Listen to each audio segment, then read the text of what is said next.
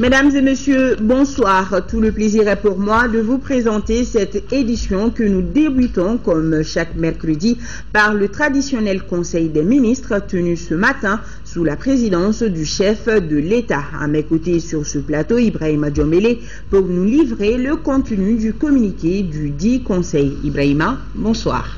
Bonsoir Nyanya Alou Traoré, c'est un plaisir d'être là avec toi. Mesdames et messieurs, à vous, bonsoir.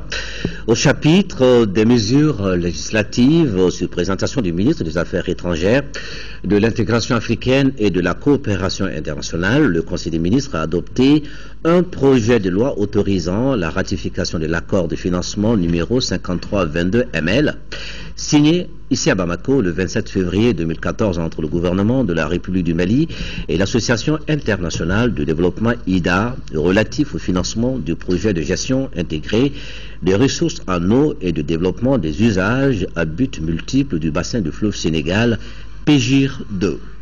Le gouvernement du Mali a signé à Bamako le 27 février 2014 avec l'Association internationale de développement IDA un accord de financement d'un montant de 35 600 000 droits de tirage spéciaux, soit 26 455 millions de francs CFA environ, afin de faciliter sa participation au projet de gestion intégrée des ressources en eau et de développement des usages à but multiple du bassin du fleuve Sénégal, PGIR 2.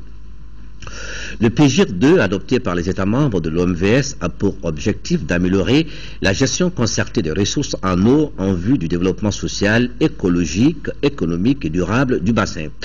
Le projet constitue la deuxième phase du programme et comprend une composante de développement institutionnel pour le renforcement des capacités institutionnelles de l'OMVS et des organes de gouvernement des pays participants, notamment à travers une formation sur les mesures d'adaptation au thème du fleuve Sénégal, une composante développement des usages à but multiple des ressources en eau avec la réalisation d'aménagements hydro-agricoles, le développement de la pêche et de l'aquaculture en eau douce, la lutte contre les maladies hydriques et l'exécution d'activités pour améliorer la résilience au changement climatique, une composante planification et gestion des infrastructures. L'accord définit les conditions d'octroi et les modalités de remboursement du prêt. La ratification est une étape nécessaire à son entrée en vigueur.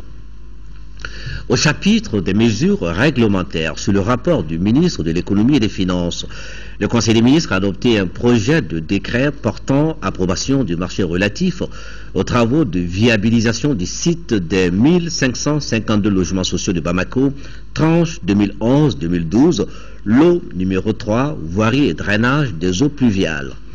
La réalisation des travaux de voirie et de drainage des eaux pluviales du site des 1552 logements sociaux de Bamako, tranche 2011-2012, s'inscrit dans le cadre du programme immobilier de construction de logements sociaux à travers tout le pays, mis en œuvre par le gouvernement.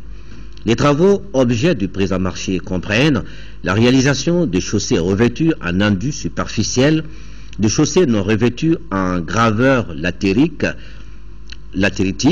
les terrassements généraux en remblai et déblai au niveau des voies, la réalisation de caniveaux à parois maçonnées pour le drainage des eaux pluviales et des ouvrages sous chaussée nécessaires au drainage de ces eaux.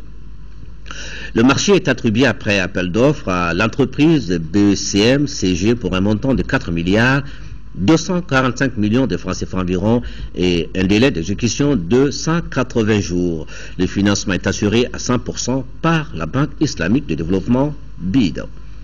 Sur le rapport du ministre des domaines de l'État, des Affaires foncières et du patrimoine, le Conseil des ministres a adopté un projet de décret affectant au ministère de la Culture la parcelle de terrain objet du titre foncier numéro 516 de la commune 3 du district de Bamako.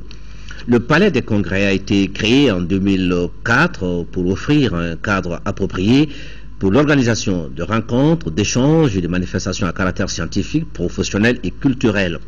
Sa dénomination a été changée en 2006 en Centre international de conférences de Bamako, CICB. Depuis sa création, cette structure est installée sur un titre foncier de l'État non affecté.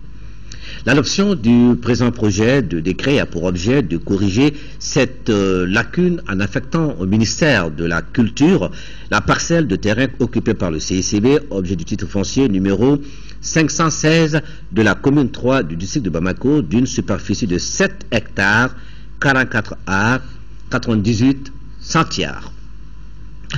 Au chapitre des mesures individuelles, le Conseil des ministres a procédé aux nominations suivantes au ministère de la Justice et des Droits de l'Homme, chef de cabinet, Madame Fatoumata Sekou Diko, magistrat, conseiller technique, Monsieur Lassana Diakité, magistrat, Monsieur Bakar Tour, magistrat, Monsieur Yeya Saï, magistrat. Chargé des missions, Monsieur Sylvestre Kamisoko, journaliste, Madame Alikante, juriste. Au titre du ministère des Affaires étrangères, de l'intégration africaine et de la coopération internationale, chef de cabinet, M. Moustapha Traoré, conseiller des Affaires étrangères, conseiller technique, M. Eli Prosper Amara Arama, inspecteur des services économiques, chargé des missions, M. Adama Diarra, juriste. Au titre du ministère de la Solidarité, de l'Action humanitaire et de la Reconstruction du Nord, secrétaire général, M. Samba Alhamdou Babi, administrateur civil, chef de cabinet, Madame Timbo Oumouba, agronome. Au titre du ministère de la Planification, de l'Aménagement du territoire et de la population, secrétaire général, M. Inaï Ad Mohamed, inspecteur des services économiques. Au titre du ministère du Travail, de la fonction publique et des relations avec les institutions, chargé des missions, M. Niafou Sissoko, professeur.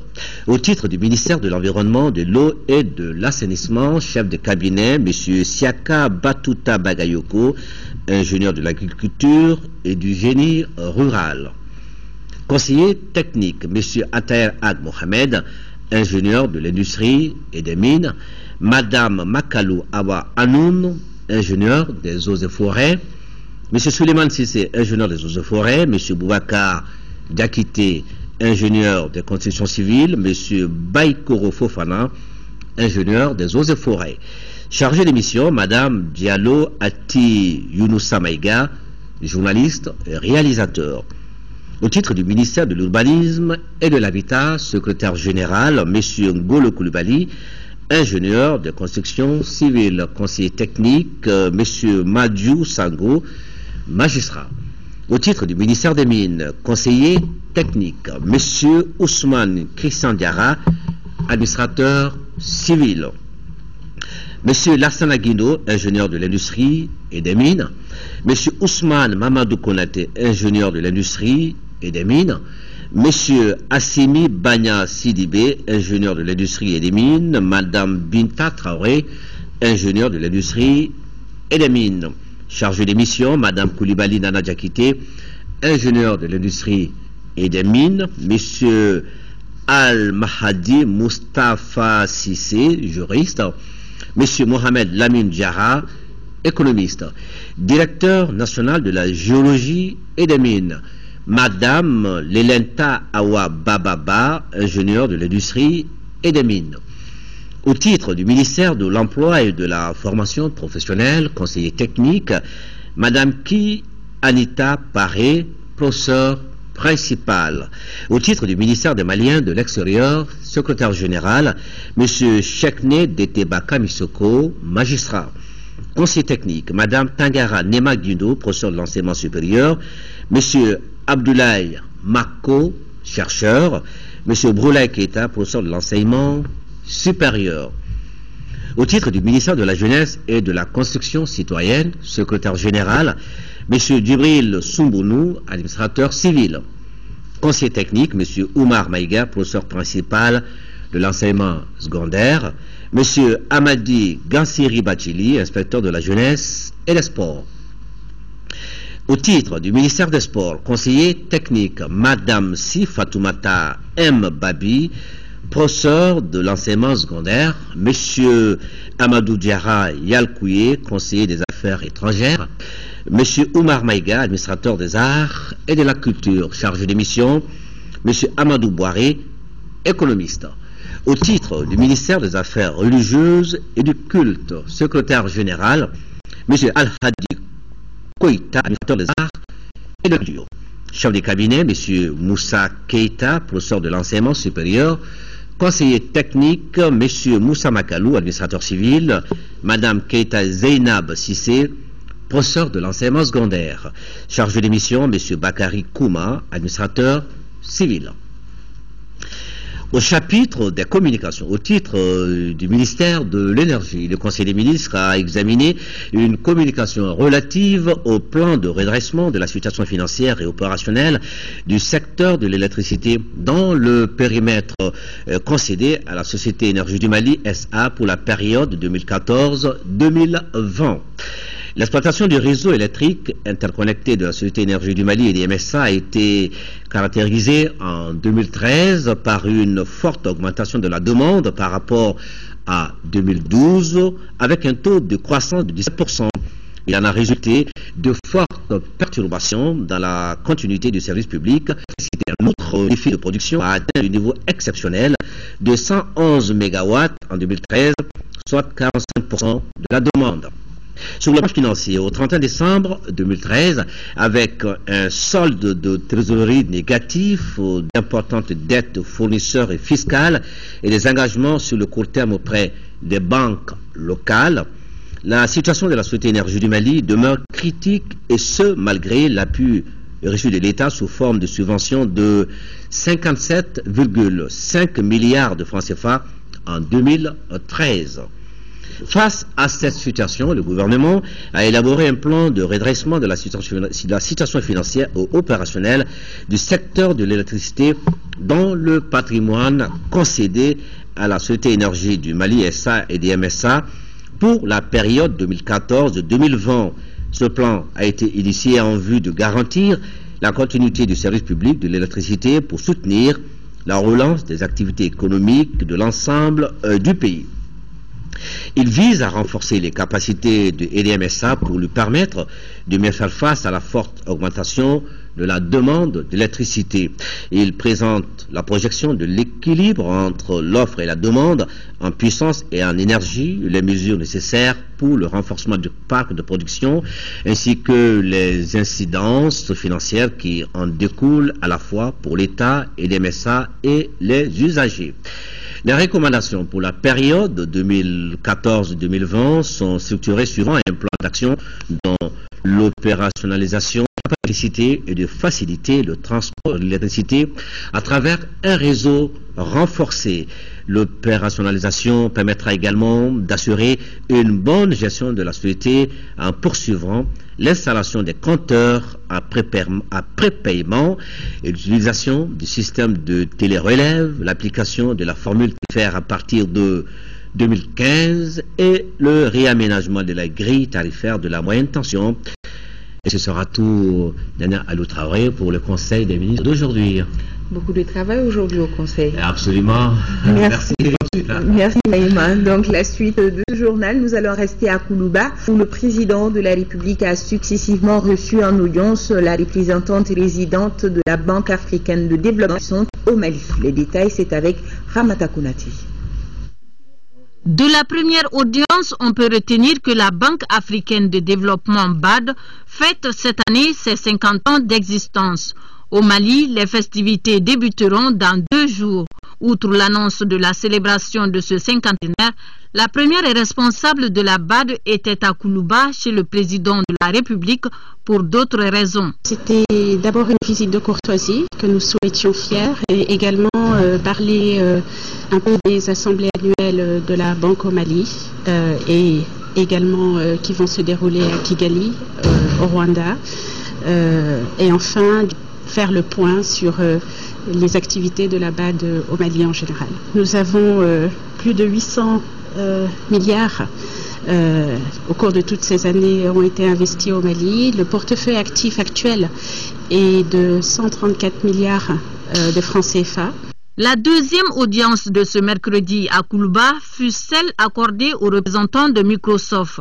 Avec eux, il a été question de mettre à la disposition des étudiants maliens des ordinateurs portables. On a répondu oui à l'appel du gouvernement du Mali pour accompagner un projet qui tient à cœur le chef de l'État, qui est d'équiper les étudiants en informatique. Microsoft est présent ici au Mali depuis plusieurs années, donc nous allons continuer à approfondir l'engagement de Microsoft qu'on a au pays. On a déjà un apport des plusieurs autorités maliennes pour arrimer le Mali à la modernité, c'est-à-dire réduire la fracture numérique, et on pense pouvoir être à la hauteur de cette tâche. Ces échanges participent de l'amélioration des conditions d'apprentissage dans nos universités, de quoi réjouir les chefs des départements concernés. Le Mali a la ferme volonté de faire un saut qualitatif dans le numérique. Et si il se prépare à l'université, devient plus pertinent. Je considère que c'est l'amorce d'un nouveau partenariat. Vous le savez, lors de la campagne électorale, le président Ibeka avait promis que les étudiants maliens seraient dotés d'un PC. Ce n'était pas qu'une promesse de campagne, ce n'était pas une promesse gadget. Aujourd'hui, c'est presque devenu une réalité. Pas encore, nous y travaillons, mais avec nos partenaires de Microsoft, nous sommes en train d'étudier les modalités de conversion de cette promesse en réalité. D'une audience à une autre, celle accordée par le Premier ministre Aliou Yatassaye. Cet opérateur économique est le premier inventeur du smartphone malien appelé Yatco. Moussa Mara a également reçu la délégation marocaine conduite par la présidente du patronat marocain. Pour rappel, cette délégation prend part au premier forum d'investissement Mali-Maroc. Youssouf Diakité, compte rendu. Le Premier ministre et les opérateurs économiques marocains échangent sur comment dynamiser davantage les relations commerciales entre les deux pays. L'engagement du secteur privé de faire de ce partenariat public-privé entre les deux États pour pouvoir avoir un maillage et un courant d'affaires pour créer non seulement de l'emploi mais également partager un savoir-faire et être dans une dynamique proactive pour l'émergence de l'accélération de l'émergence de nos économies. Avec les Marocains, nous allons parler de création d'emplois, de création de richesses, de création d'entreprises. Nous sommes venus faire une visite de courtoisie à M. le Premier ministre et nous l'avons dit que nous sommes là pour concrétiser la volonté de nos deux dirigeants. Juste après, le Premier ministre a reçu le directeur général, l'inventeur de la marque Youv Smart, le smartphone malien. Un jeune qui a l'ambition de réaliser des investissements importants dans le domaine de la technologie au Mali et de s'adosser sur notre pays pour se déployer ailleurs en Afrique de l'Ouest, en Afrique, et peut-être même avoir accès au marché européen, au marché central. C'est aussi un signe d'encouragement. Évidemment, les autorités, nous ne pouvons pas rester à côté. Donc, j'ai indiqué à M. Yatassaye qu'avec sa société Youv, l'État va employer tout ce qu'il faut pour qu'un partenariat stratégique naisse entre les autorités et cette compagnie, avec un volet industriel, avec un volet commercial, pour non seulement développer ces technologies, mais aussi permettre à notre pays d'être à l'avant-garde dans ce domaine-là. C'était d'abord une inspiration, une conception de réfléchir à lui donner une solution au marché. Le marché qui est un marché africain et mondial. Aujourd'hui, en Afrique, les gens n'ont pas assez de revenus pour payer des téléphones très chers. Et même en Europe, il y a quand même une grande partie de la population. Les revenus nécessaires pour payer les téléphones très chers.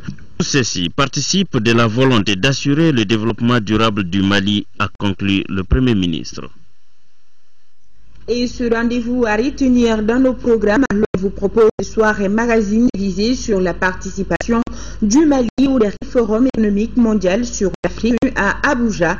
On se rappelle, la semaine dernière, le Premier ministre Moussa Mara avait représenté le chef de l'État à cette rencontre mondiale, une occasion pour mener des rencontres bi- et multilatérales et de montrer la voie du Mali résolument tournée vers son avec ses nombreux partenaires. La participation au Forum économique mondial, c'est ce soir après ce journal télévisé avec nos envoyés spéciaux Jessica Dambélé et Idrissa Traoré.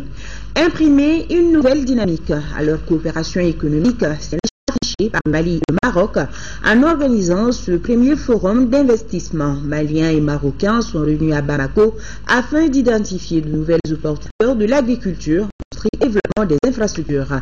Près d'une quarantaine d'entreprises marocaines partent à cette rencontre de 2 jours au désolé. Brahma Traoré, les détails. Si la bonne coopération se ressent par les actes entre le Mali et le Maroc, on est supposé être franchi. Les acteurs marocains et pour exploiter l'opportunisme. C'est le principal enjeu marocain. De véritables opportunités d'investissement existent au Mali. La session ordinaire le jeudi 15 mai 2014 et jour suivant, s'il y a 10 heures orales adressées au ministre de l'équipement, des transports et du désert, adoption du procès verbal de la séance plénière du 29 avril 2014, jour suivant, délibération sur des projets de résolution.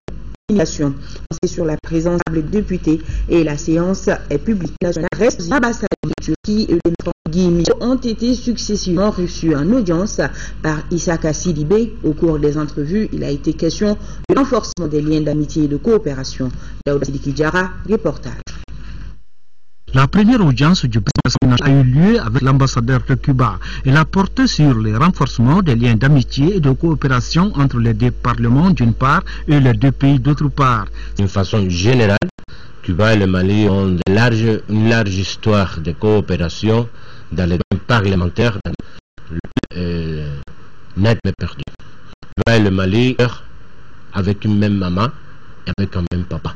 Nous venons de recevoir 28 médecins qui sont diplômés à Cuba dans différents domaines de la médecine, qui sont déjà sur place pour travailler pour le peuple malien. Il y a 32 qui vont revenir cette année, pendant qu'il y a d'autres qui sont toujours à Cuba en train de finir ces études comme médecins. A souhaité une reprise rapide des activités de coopération qui ont subi des situations suite à la crise. Il a parlé de la relance de la formation dans le domaine de la musique, secteur dans lequel Cuba excelle. Le nouvel ambassadeur de la Turquie a pris fonction il y a une semaine de cela dans notre pays. Il a été reçu par le président de l'Assemblée nationale. Nous avons parlé avec monsieur le président sur le sujet de relations entre Turquie et Mali, et les relations plus augmentation de relations entre les parlements de deux pays. Nous pouvons dire que les relations politiques bilatérales et en plus les relations bilatérales commerciaux en santé, agriculture, en tout domaine, la Turquie est toujours aux côtés du peuple bien. Le président de l'Assemblée nationale a assuré les diplomates du soutien de l'institution pour mener à bien sa mission au Mali. Guy Michel Chevaux, député maire en France, est la troisième personnalité reçue à l'hémicycle. Après avoir rendu une visite de courtoisie à l'honorable Issaka Sidibé, le député maire et sa délégation ont eu une séance de travail avec le groupe d'amitié Mali-France de l'Assemblée nationale. Toujours en parlant de coopération, hier soir dans notre journal, on vous le disait, plus de 5 milliards de francs CFA ont été offerts par la Suisse au Mali. Aujourd'hui, elle ajoute une nouvelle dynamique à nos liens d'amitié en inaugurant à la Cité du Niger son bureau de coopération. Les programmes de coopération suisse portent entre autres sur l'éducation, la formation professionnelle, le développement rural. Plusieurs personnalités comme l'envoyé spécial de la Suisse pour le Sahel, Didier Berbera, ont pris part à la cérémonie inaugurale présidée par le ministre des Affaires étrangères, de l'intégration africaine et de la coopération internationale. Garibou Pérou pour le compte-rendu. 13 mai 2014, c'est le grand jour pour la Suisse et le Mali. Muriel Bercé-Koyen, l'ambassadeur de la Suisse au Mali, est fier d'inaugurer le bureau de la coopération suisse situé à la Cité du Niger au cœur de la capitale. Elle a profité de cette cérémonie pour rappeler aux officiels les axes de sa coopération qui correspondent aux priorités de l'État malien. Nous avons un accent dans le domaine de l'éducation. Ensuite, dans l'éducation, nous nous concentrons aussi sur la formation professionnelle. Par ailleurs, la décentralisation est aussi un axe de notre coopération. Nous avons aussi un axe enfin dans le développement rural parce que le Mali est un grand pays. Une trentaine de bureaux, 2 salles de conférence et une paillote de 20 personnes, c'est la composition architecturale de la représentation diplomatique. L'excellent choix des matériaux, le respect des normes de sécurité. Les directeurs résidents du développement et de la coopération n'ont aucun mal à convaincre les officiels. Vous voyez, on a 2 bâtiments identiques sur une parcelle assez grande. Donc on a un premier bâtiment qui donne sur la route, qui est le bâtiment qui est dédié à la direction du bureau, plus les opérations. Donc vous avez les chargés de programme à l'étage en bas et la direction en haut. dans le premier bâtiment, ça c'est le bâtiment, comme je vous ai dit, sur la route, et le deuxième bâtiment qui donne sur le jardin, c'est le bâtiment de l'administration et des financiers. La Suisse décide de s'installer au Mali aussi longtemps qu'on ne peut l'imaginer. L'avenir de cette coopération passe par la coupure du ruban symbolique. Nous le voyons comme une marque de grande amitié, qu'au moment où le pays se stabilise et se remet sur pied, que la Suisse décide de renforcer sa présence à travers cette belle bâtisse qui est désormais sa représentation diplomatique. Nous venons de signer un accord avec la Suisse d'un montant avoisinant 6 milliards de francs CFA. Le coût de réfection du bâtiment qui vient d'être inauguré s'élève à environ 500 millions de francs CFA. Présente aux côtés du Mali pour lutter contre la pauvreté, la Suisse appuie dans le cadre du développement les régions de Sikasso, Mopti et Tombouctou avec un budget annuel de près de 11 milliards de francs CFA au profit des populations. Le numéro 2 de la MINUSMA, Abdoulaye Bathily, en fin de mission dans notre pays, il vient d'être nommé représentant spécial du secrétaire général des Nations Unies pour l'Afrique centrale et chef du bureau régional des Nations Unies pour l'Afrique centrale. Pour lui souhaiter un bon départ et plein succès dans sa nouvelle fonction de le ministre des Affaires étrangères, de l'intégration africaine et de la coopération internationale, a offert un dîner. Abdoulaye Bathily de souhaiter une fin rapide de cette crise qui permettra aux Maliens de reconstituer leur histoire. Voilà, dîner de départ offert par le ministre des Affaires étrangères. La reprise de l'aide bilatérale et de la tenue du séminaire sur l'aide au développement, c'était l'objet de la réception organisée cet après-midi à la résidence de l'ambassadeur du Japon au Mali. Devant plusieurs amis du Japon, l'ambassadeur a rappelé le montant de l'aide japonaise en faveur du développement du Mali, un montant qui s'élève à plus de 500 milliards de francs CFA. Mamoudou Sidibé, les détails. L'aide bilatérale au développement du Japon avec le Mali est effective. Une aide qui était suspendue suite à la crise de mars 2012. La reprise a été décidée le 20 mars 2014 à la faveur des efforts déployés par le Mali dans la consolidation de la paix et de la démocratie. Malgré la décision de suspension de l'aide, le Japon est resté aux côtés du Mali. Le Japon est resté et demeurera toujours aux côtés du peuple malien. Je tiens à souligner qu'en 2013, le Japon a accordé une aide humanitaire d'urgence d'un montant global de 82,4 millions de dollars américains, soit plus de 40,3 milliards de francs CFA. De plus, le Japon a fourni en 2014 déjà une assistance financière d'un montant total d'environ 40,5 millions de dollars américains, soit environ 19,8 milliards de francs français. En plus de ces dons, le Japon a accordé en 2013-2014 à environ 50 fonctionnaires maliens des stages de qualification. Dans le cadre de la mise en œuvre de cette aide bilatérale, l'Agence japonaise de coopération internationale organise un séminaire sur l'aide publique au développement pour le Mali du 21 au 29 mai 2014 au Japon. Prendront part à ce séminaire 11 fonctionnaires maliens. Un mot de santé avec cette bonne nouvelle, le scanner de l'hôpital du Point G, arrêté depuis quelques mois suite à un incendie, est désormais opérationnel. Le ministre de la Santé et de l'Hygiène publique a visité cet après-midi les équipements mis en place pour le fonctionnement du scanner.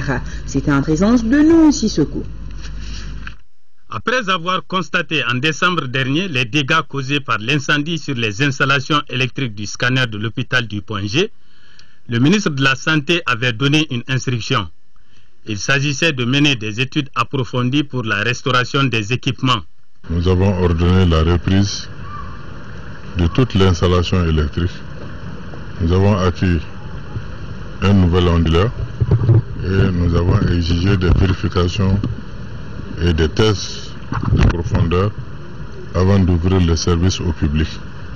Et j'ai tenu à faire les déplacements pour constater la qualité du travail, la qualité du service de l'eau. Et aujourd'hui, j'ai ma satisfaction. La réhabilitation des installations a coûté 47 millions de francs CFA. Le visiteur du jour a suivi l'examen au scanner d'un patient qui souffre d'altération de la conscience. L'enregistrement du malade est une acquisition qui consiste à lancer la note et ça nous permet d'avoir les différentes images à partir du moniteur d'acquisition. Ces images sont immédiatement transférées sur le moniteur de traitement.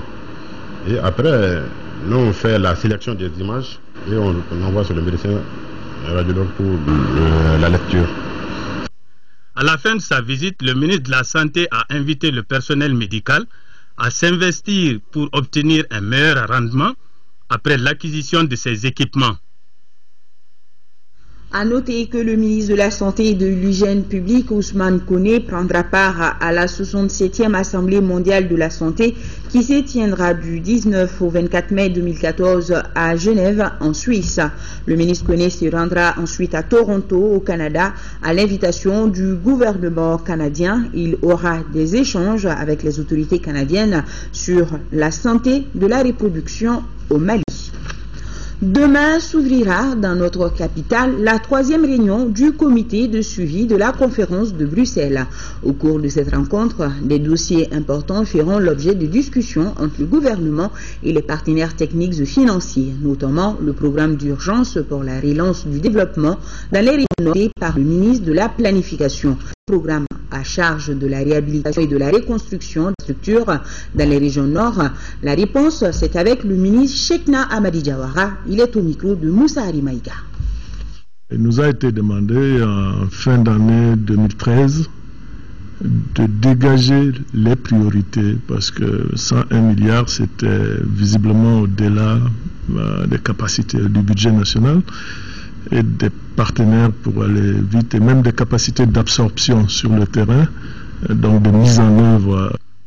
Nous avons estimé que pour aller vite, les procédures des marchés publics vont être trop lentes pour un programme d'urgence. Donc nous avons fait appel aux agences que sont la GTIP et la GTR qui ont un manuel de procédure qui autorise des méthodes accélérées de mise en œuvre des programmes de ce genre. Et nous avons donc conçu les conventions à faire signer entre les gouverneurs de région qui ont la maîtrise d'ouvrage de ce programme. C'est eux qui gèrent en réalité les fonds qui sont mis à leur disposition. Donc entre ces gouverneurs et les agences qui ont la maîtrise d'ouvrage déléguée.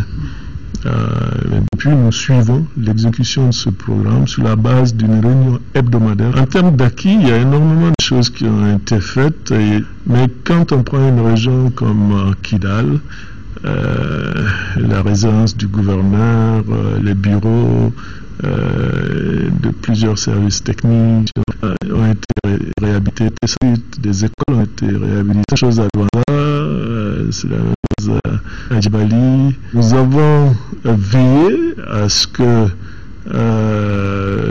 tout soit traçable.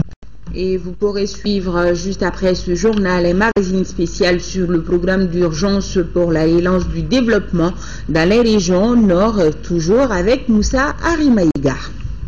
À Tombouctou, l'armée malienne poursuit son implantation à travers la région. C'est ainsi que le 52e régiment mixte de Goundam, commandé par le lieutenant Amadou Touré, vient d'être installé. Ce détachement militaire a pour mission de sécuriser l'ensemble de la zone du Fagibine et dissuader les coupeurs de route qui sont fréquents dans le secteur.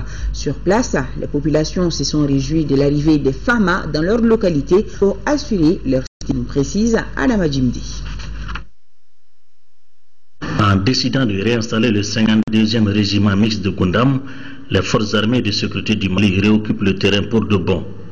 Ce poste a pour mission de sécuriser les populations et de dissuader d'éventuels coupeurs de route nombreux dans la zone. Le colonel Kibaré, chef des opérations militaires de Tombouctou, est venu remonter le moral des hommes. L'objectif, c'est de venir remercier le lieutenant et ses hommes qui sont la première fois à ouvrir du camp, à faire des patrouilles en synergie avec les forces qui se trouvent à Niafouké pour augmenter la sécurisation, surtout avec le début de la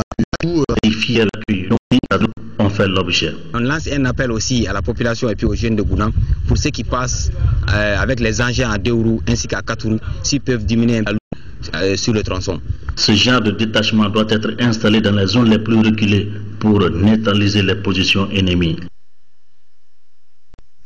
Le Centre international pour le conseil et la formation vient d'être ratifié par cette initiative direction pour la qualité du service. Cette structure créée en 2010 au Mali a reçu le 14 avril dernier en Allemagne un trophée de Arch for Europe. Le prix a été présenté cet après-midi au ministre de l'Emploi et de la Formation professionnelle par la directrice du dit centre, Minia Bengali. Le ministre Mahaman Babi a félicité la promotrice du centre pour cette récompense. Nous l'écoutons au micro de Abraman Maïga.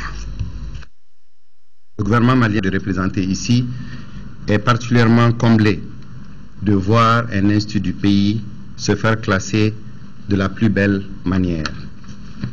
Cette distinction est assurément synonyme d'une reconnaissance de l'engagement du centre en faveur de la qualité et de l'innovation. Nous fondons l'espoir que la classe intellectuelle européenne en général et celle de l'Allemagne en particulier s'intéresseront de plus en plus à nos entreprises qui se distinguent par leur performance, en l'occurrence le Centre international pour le conseil et la formation.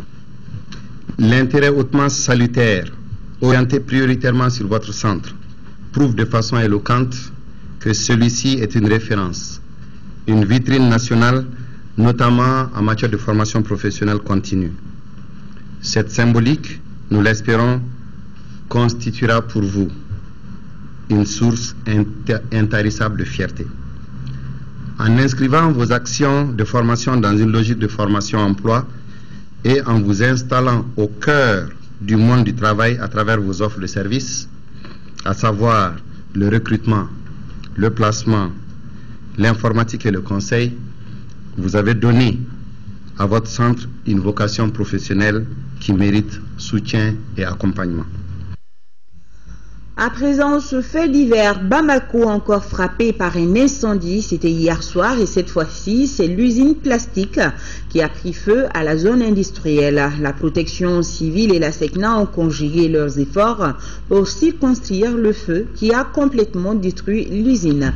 Cheikh Oumar Sangaré nous en parle. Incendie, encore de l'incendie dans la capitale malienne. En effet, hier en début de soirée, l'usine Plastique Sarl, située à côté de la manutention dans la zone industrielle, a pris feu. On nous a appelé à 19h30 pour dire que l'usine a pris feu. Et on est venu comme tout le monde. Depuis 3 heures, on essaie, mais c'est pas encore fini. La direction régionale de la protection civile, informée, a aussitôt mobilisé tout son arsenal anti-feu. La SECNA est aussi venue en renfort logistique. Mais malgré tout, le feu persistait car non seulement la météo était défavorable aux pompiers, mais aussi ce sont des tas de déchets plastiques qui se trouvaient sous les flammes. La surface est assez grande, vous le voyez, c'est pratiquement toute une usine dont le feu est susceptible de se propager sur les tiers qui sont à côté et qui sont aussi des structures assez à risque, ce qui nous permet aujourd'hui de voir, depuis que nous sommes là, de circonscrire à ce feu et de l'empêcher de se propager sur les tiers. Les pertes sont visiblement énormes. On a perdu beaucoup, on ne peut pas chiffrer actuellement, parce que tout est perdu, il n'y a plus rien qui est resté. Difficile de savoir à l'heure actuelle l'origine de l'incendie. Mais de toute évidence, le non-respect de certaines normes de sécurité a compliqué davantage la tâche aux soldats anti-flammes. Par exemple, l'absence de poteaux d'incendie sur le site de l'usine. Bon, la difficulté essentielle pour nous, c'est le point d'approvisionnement d'eau, parce que il se trouve que dans toute cette zone, il n'y a pas de point d'eau, c'est-à-dire les poteaux d'incendie, apparemment qui devaient être les sources d'alimentation d'eau au niveau de cette usine. Malgré l'heure tardive, le ministre de l'Industrie et de la Promotion des Investissements, Moustapha Ben Barka, et l'honorable Karim Keita étaient sur les lieux. Les autorités du district de Bamako ont procédé ce matin à la démolition des infrastructures érigées tout au long de la bande des 140 mètres 6 à Sabalibrou en commune 5, en dépit des nombreuses réunions de sensibilisation et des communiqués diffusés par voie de presse. Cette bande conçue pour servir d'espace d'embellissement de Bamako depuis quelques années fait l'objet d'occupations irrégulières de la part des particuliers ne détenant ni titre ni autorisation de construire. Ces personnes identifiées au nombre de 280 sont du reste des déguerpis de la dite bande et qui ont été dédommagées et recasées par l'État à Kabala. Une récente mission du gouvernorat du district dépêché à Kabala pour une vérification contradictoire de la situation par celle du recasement des déguerpis de la bande des 140 mètres a fait le constat suivant. Sur les 280 parcelles identifiées, 131 notifications ont été enlevées, 159 parcelles ont été recensées vides et 86 parcelles partiellement construites ou habitées à la date du 23 avril 2014. Avec la démolition, les autorités du district n'ont fait qu'appliquer la loi dans toute sa rigueur. Direction Sélégué avec le démarrage des travaux de la rencontre sous-régionale de recyclage des maîtres formateurs en gestion intégrée de la production des déprédateurs du coton à travers les champs-écoles des producteurs. Cet atelier de recyclage de 5 jours porte sur 3 thèmes: l'éducation non formelle dans les champs-écoles, les alternatives à la lutte chimique et l'organisation de la formation des facilitateurs. La rencontre regroupe une trentaine de participants venus du Burkina Faso, du Sénégal et du Mali. Envoyés spéciaux à Sélingué, Lamine Keïta et Aloubé Kone. Le projet gestion intégrée de la production des déprédateurs veut renforcer les capacités des maîtres formateurs dans les systèmes de production cotonnière. Le but est de favoriser l'intensification agricole durable, la réduction des risques liés aux pesticides et l'amélioration des conditions de vie des producteurs. La rencontre sous-régionale regroupe les participants du Burkina, du Sénégal et du Mali.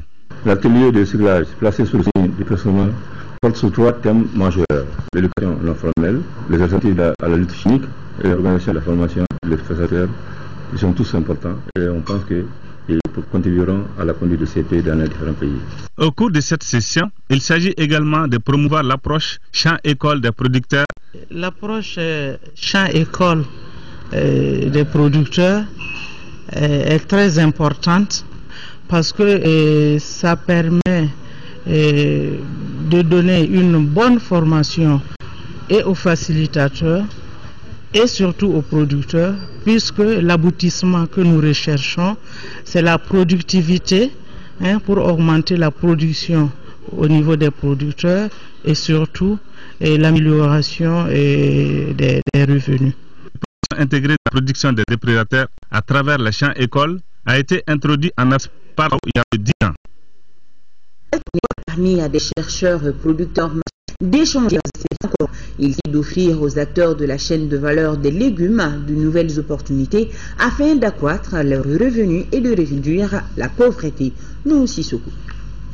L'application des légumes, celui-ci est mis en œuvre par l'Hyper-IFRA et ses partenaires. Ce projet propose une chaîne de variétés de piments et producteurs maraîchers sur des parcelles d'expérimentation à Kabé dans la commune rurale de Sana. Le piment, la moyenne de rendement, si on prend les pays, notamment l'Afrique de l'Ouest, c'est autour de 10 tonnes à l'hectare. Il y a ici que je connais.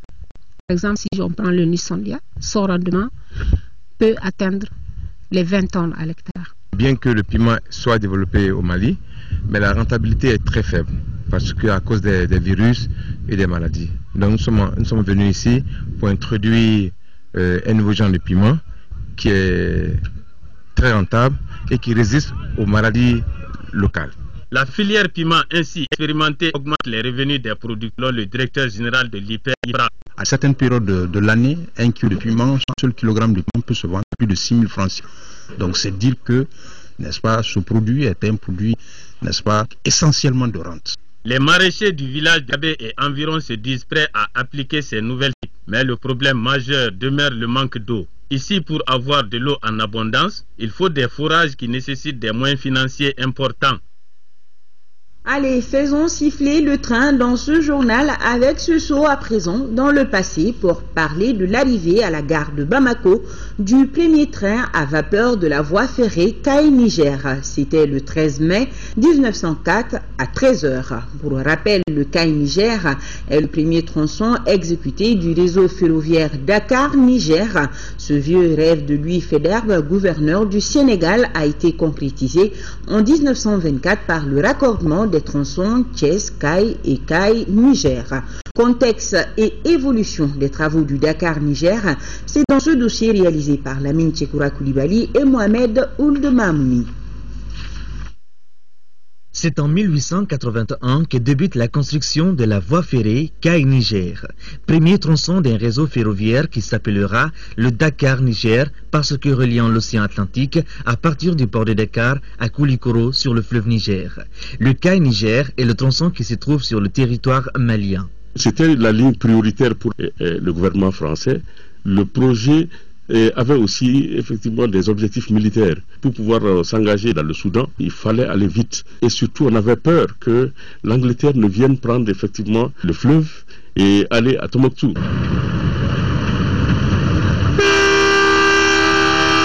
Il y avait 3 projets de construction de chemin de fer après la mise en place de l'administration coloniale au Sénégal. D'abord, la ligne de chemin de fer qui devrait joindre Saint-Louis à Dakar parce que tout simplement, le port de Saint-Louis ne paraissait pas favorable effectivement aux navires à cause de la barre. Le deuxième projet, c'était de construire une ligne de chemin de fer Thiès-Caille.